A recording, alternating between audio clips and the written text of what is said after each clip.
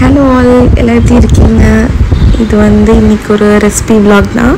என்னதான் லோ சுகர்னு எல்லோரும் சொல்லிட்டு இருந்தாலும் நம்மளுக்கு எப்போவுமே ஒரு சின்ன ஒரு சுகர் கிரேவிங் இருந்துகிட்டே தான் இருக்குது. ஸோ அந்த மாதிரி சுகர் கிரேவிங் வரப்போ சிம்பிளாக சீக்கிரமாக ஒரு ஸ்வீட் செஞ்சு சாப்பிட்லான்னா அது நம்ம சேமியா பாயசம் தான். ஸோ இது என்னோடய வே ஆஃப் சேமியா பாயசம். சேமியா பாயசத்தில் எப்போதுமே பார்த்திங்கன்னா அந்த மில்கோட திக்னஸும் அந்த ஸ்வீட்டஸும் கரெக்டாக இருந்தாலே அந்த பாயசம் சூப்பராக இருக்கும்.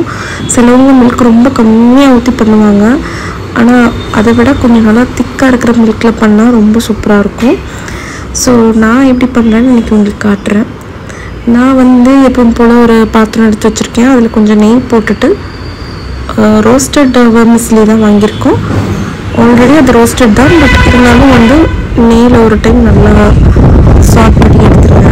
அப்போ உங்களுக்கு கிறிஸ்பியாக வரும். அந்த நெய்யில் அதை சாட் பண்ணுறதுனால பாயசம் குடிக்கிறப்போ ரொம்ப டேஸ்டியாக இருக்கும். ஸோ ஃபஸ்ட்டு நெய் போட்டாச்சு. அதுக்கப்புறம் நம்ம கேஷ்யூ நட்டும் திராட்சையும் போட்டு நம்ம ஃப்ரை பண்ணி எடுத்துக்கலாம்.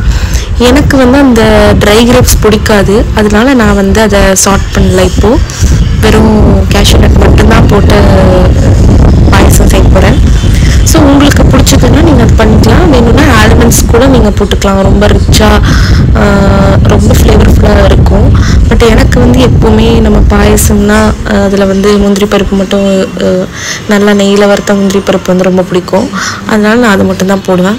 ஸோ முந்திரி பருப்பு ரொம்ப கருகாமல் எடுத்துருங்க. ரொம்ப நல்லா கோல்டன் ப்ரௌனில் எடுத்துருங்க. அது ரொம்ப முக்கியமான விஷயம் முந்திரி பருப்பை ஃப்ரை பண்ணுறப்போ.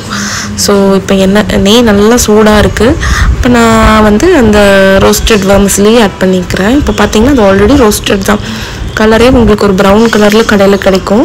ஸோ அந்த சேமியாவில் தான் நம்ம இதை பண்ணணும். அப்போ தான் நல்லாயிருக்கும். நம்ம நார்மலாக செய்கிற அணில் சேமியா இல்லை நார்மலாக நம்ம உப்புமாக்கு செய்கிற சேமியாவில் செஞ்சோம்னா பாயசம் ரொம்ப மாவு மாதிரி ஆயிரும். ஏன்னா அந்த சேமியா ரொம்ப வெந்து மாவு மாதிரி ஆயிரும். ஸோ இந்த சேமியா யூஸ் பண்ணுங்கள், ரொம்ப சூப்பராக வரும். இப்போ நான் நல்லா ஃப்ரை பண்ணி எடுத்துக்கிறேன்.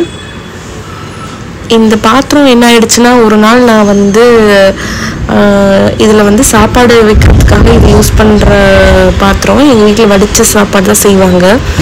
ஸோ அது அப்படியே அரிசி வச்சுட்டு நான் வெளியே போயிட்டேன். திரும்பி வர்றதுக்குள்ளே என்ன ஆயிடுச்சு, ஃபுல்லாக அரிசியெல்லாம் ட்ரை ஆயிடுச்சு. அப்படியே ஃபுல்லாக பாத்திரம் அடி பிடிச்சிருச்சு. அது போகவே மாட்டேங்குது. எவ்வளோ தேய்ச்சாலும் அது போக மாட்டேங்குது. அதனால் சரின்னு சொல்லிட்டு இப்போது சாப்பாடு வைக்கிறதுக்கு யூஸ் பண்ணுறதில்ல. இந்த மாதிரி ஏதாவது டிஷ்ஷுக்கு தான் யூஸ் பண்ணுறோம். உங்களுக்கு யாருக்காவது இது எப்படி இந்த அடி பிடிச்சது போகும்னு டிப்ஸ் இருந்ததுன்னா, ஏதாவது தெரிஞ்சதுன்னா கொஞ்சம் கமெண்ட் பண்ணுங்கள். இப்போ நான் இதில் என்ன நான் கொஞ்சமாக தான் இன்றைக்கி பாயசம் பண்ணுறேன். 2 பேர் 3 பேர் குடிக்கிற அளவுக்கு தான் நான் இன்றைக்கி பாயசமே பண்ண போகிறேன். அதனால் வீட்டிலே வாங்கினா அந்த மாட்டுப்பால் தான் நான் இதில் ஊற்றுறேன். ஸோ அது கொஞ்சம் திக்காக காய வச்சு எடுத்து வச்சுருக்கேன். ஆல்ரெடி காய வச்ச பால் தான். இன்கேஸ் நம்ம பேக்கெட் மில்க் யூஸ் பண்ணுறோம் அப்படின்னா நீங்கள் நார்மலாக ஒரு பேக்கெட் மில்க் அப்படியே டைரெக்டாக இதில் ஊற்றிக்கலாம். காய வச்சு ஊற்றணுங்கிறது இல்லை. இது ஆல்ரெடி காய வச்சு வச்சுருந்தாங்க. அதனால சரி ஓகே அப்படியே எடுத்து பாயசம் செஞ்சாச்சு. அவ்வளோதாங்க.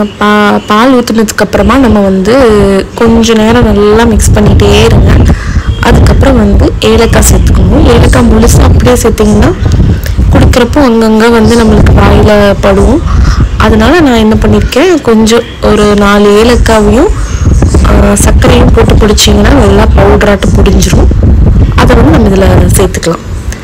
ஸோ பால் நல்லா கொதித்து அந்த இதெல்லாம் வெந்ததுக்கப்புறமா லாஸ்ட்டாக நம்ம சுகர் சேர்த்துக்கணும். ஸோ சுகர் நீங்கள் பார்த்து உங்கள் தேவைக்களவாக நீங்கள் சேர்த்துக்கோங்க. சுகரும் நல்லா சேர்த்து சுகர் மெல்ட் ஆகி இந்த அளவுக்கு நல்லா கொதித்து கொஞ்சம் திக்காக ஆனதுக்கப்புறம் நம்ம வறுத்து வச்சுருக்கிற முந்திரி பருப்பு இருக்கு இல்லையா, அந்த கேஷ்யூ நட்டையும் நீங்கள் அதில் சேர்த்துருங்க. ஸோ அவ்வளோதாங்க. ரொம்ப சிம்பிளாக பாயசம் ரெடி ஆயிடுச்சு. இது யார் வேணால் பண்ணலாம். பேச்சுலர்ஸ் ஆகட்டும், புதுசாக குக்கிங் ட்ரை பண்ணுறவங்களா இருக்கட்டும். ஸோ ரொம்ப ரொம்ப ஈஸியான ஒரு ஸ்வீட் பண்ணணும் அப்படின்னா இதை நம்ம எடுத்து பண்ணிடலாம். இன்னொரு மெயினான டிப் என்னென்னா, சேமியா பாயசம் செய்கிறப்ப மட்டும் கொஞ்சம் கன்சிஸ்டன்சி வாட்டரியாக பண்ணுங்கள். ஏன்னா கொஞ்ச நேரம் வச்சிங்கன்னா அது ரொம்ப திக்காக ஆயிரும். ஸோ அவ்வளோதான், சிம்பிளான ஒரு சேமியா பாயசம் ரெடி. நீங்களும் கண்டிப்பாக அதை ட்ரை பண்ணி பாருங்கள். இந்த வீடியோ பிடிச்சிங்கன்னா ப்ளீஸ் என் சேனலை வந்து மறக்காமல் சப்ஸ்கிரைப் பண்ணுங்கள். தேங்க்ஸ் ஃபார் வாட்சிங்.